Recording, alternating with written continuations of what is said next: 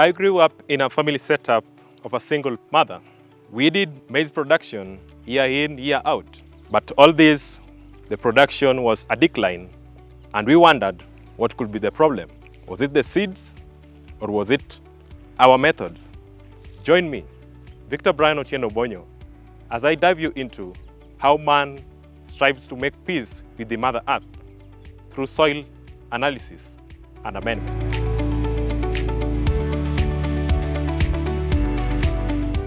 The soil loses its fertility, or the productivity of the crops goes down.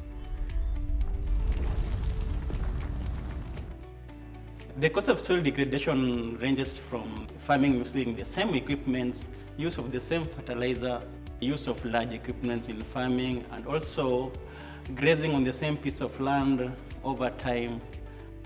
In Burkura here we have experienced land degradation because of the gradient and the slope of the land.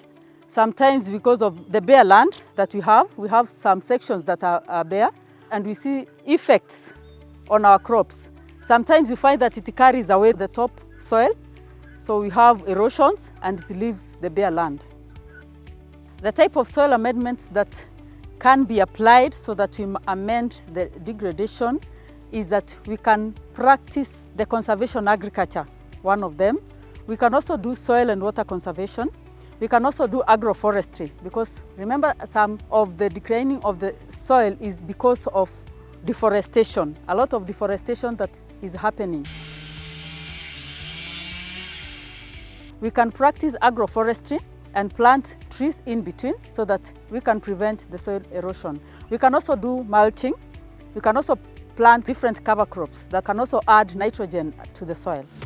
Soil testing starts with soil sampling, the process of taking a representative sample of farm soil, which is then sent to the lab to determine the nutrient content. We introduce other aspects like use of modern technology in amending the soil. That's why I have here a machine that we used to carry out the soil testing. This will also help a farmer to know how to use his or her soil effectively, hence reducing the exposure of the soil to various forms of erosion.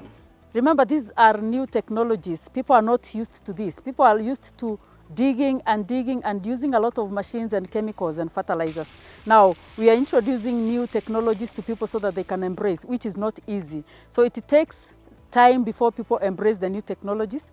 It is also not easy. Sometimes you're telling somebody to do compost manure. You cannot collect enough grass that is enough for 1 acre. Sometimes it will take you long. So it is challenging and it is also tiresome.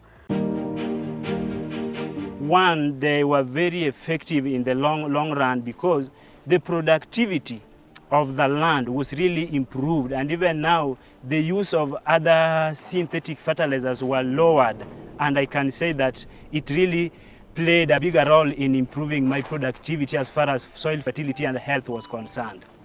Soil is a living complex ecosystem that supports life to plants, animals, and human beings. Soil is the foundation of man, and by creation we understand this. Over a period of time, then you realize that the soil texture, the soil chemistry, the soil structure will also be improved. The soil volume will also be improved, and hence the production of the yields will also be high, and we will have quality products, and we will also have the lifespan of the crop will also be reduced. So my main advice to the Gens is that they must be very vigilant in addressing land degradation before it has gone into an acute stages, and this one will improve the productivity and food security nationwide and even worldwide. If they have a piece of land, they should try to improve that piece of land. Let them utilize most of their time improving the soil fertility and productivity of that soil by making compost manure, by having conservation agriculture and other processes that are improving our soil structure and soil chemistry. Together, the next generation and all of us, we can all ensure that farming and gardening practices are all geared to living a good environment and a green life.